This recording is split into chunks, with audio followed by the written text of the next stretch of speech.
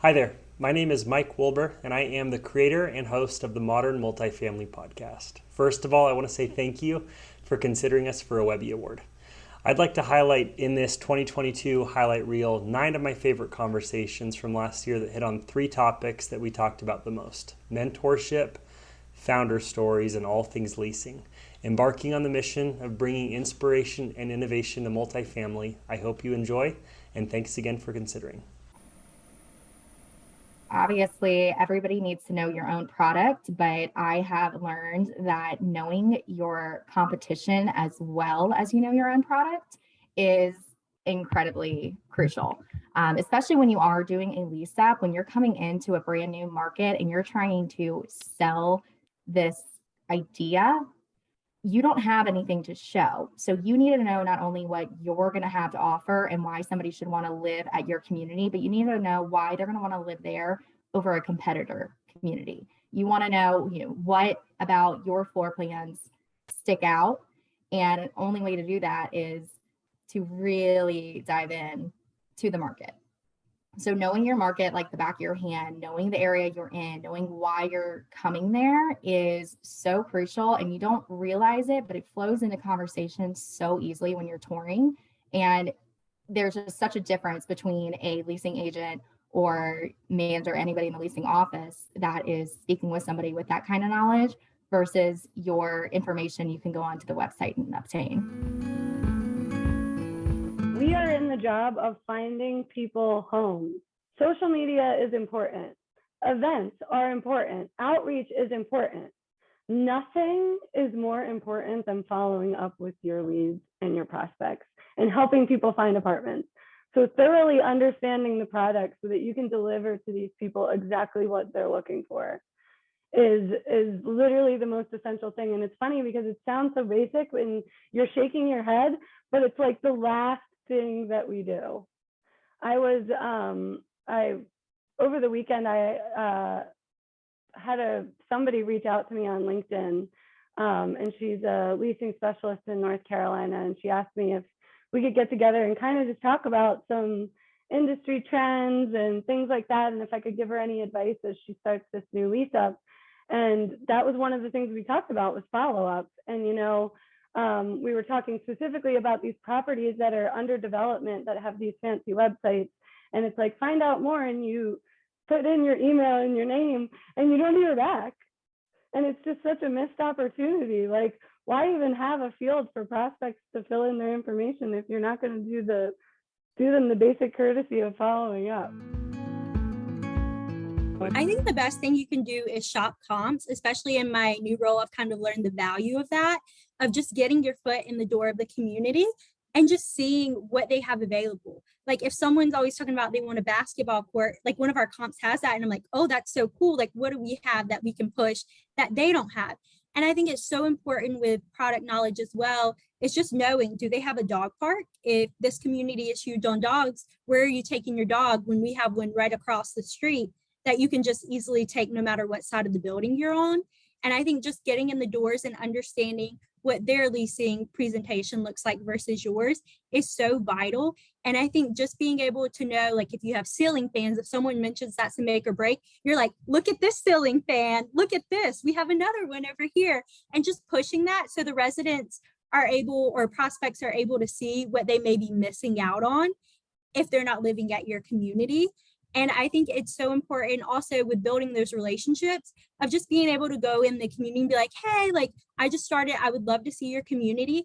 And you're able to get that feedback from them, what they're seeing. You're also able to see if they're offering short-term leases and you may not. You have a place to send your prospects. And I think that's so huge because yes, they are your comps, but at the end of the day, we're working towards a common goal and we're in the same area and we really want to support each other.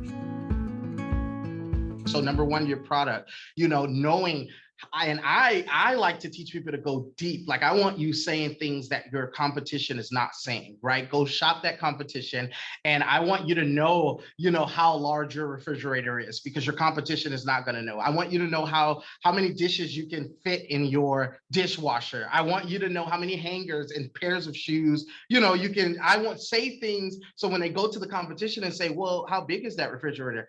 either they're not going to know or they're going to have to look it up, and it's going to make you seem like even more, or say things that people automatically know, but no one's saying, like all ceiling fans these days are dual setting, right? Well, people are not saying it, and then they're not going to know. So say these things. So my thing is product. Yes, know your product inside and out. Know what type of countertops you have. Know your product, right? It was a lot of planning and just a lot of learning the role of a regional marketing manager and understanding what all you're responsible for and how you move the needle as a regional marketing manager. And there's a ton of moving parts. And I have so much respect for everybody at the property level, community managers, leasing agents. Like, it's a ton of work. You're on the front lines. But then you get to regional marketing, and it's a completely different, it's almost like you're a consultant. You are managing this large portfolio of properties. You have marketing budgets that you need to keep track of, thousands of dollars in advertising spends, and you're solely responsible for making sure that they're getting the right amount of traffic.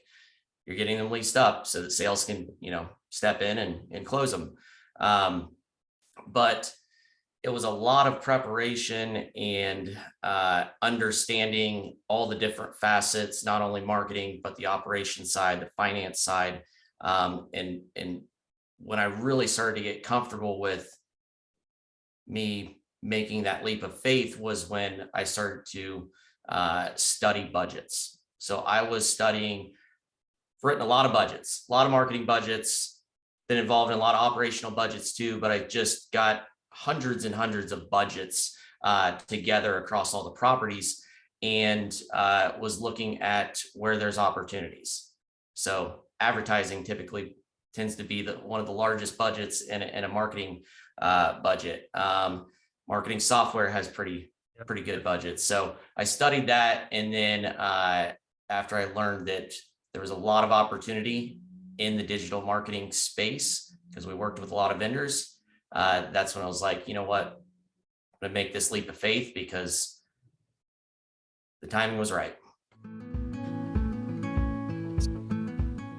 So I'm one of the co-founders at Rentgrata. It's myself, Zach, and then Ben and Sam. So we were created years ago in Chicago, and it really was just from a simple idea of we're so familiar with some of the things that our friends are interested in and what they're like, but really we don't know a lot about where some of our friend group lives and how they like living there. So the concept of looking to connect people with one another and build this friendship, potentially, even if they didn't really know each other well prior to signing a lease, and then ultimately making people become a little bit more of a community when they move into apartment. So that was really how the idea was born. So that is to get to a punchline called mental health, right? I know this is Mental Health Awareness Month, and I think something that is really heavy on my mind is how do we as an industry, how does business in general support people, beyond just, hey, come to work, let's give you a nice cube, let's give you a nice office, let's give you a nice setting, let's give you a good culture. How do we get a little bit deeper into people's lives? I mean, we're not doctors, we're not psychologists, but I have to believe in my heart of hearts, there's a way that business can support people. I mean, when people come to work, we don't have a little coat hook hanging right before the threshold where you throw your problems on it, and before you cross the threshold. It doesn't work. You bring a whole person to work, and we need to figure out how to support a whole person. He said, I want you to remember that while you were here working, you took a withdrawal from the Bank of Camila. And she said, what does that mean? And he said, when you get home, you need to make a deposit in the Bank of Camila. You need to go back and be present with your kids. Don't go home and turn on your computer right away and feel like you missed some stuff on the airplane. Go back and be present with your kids.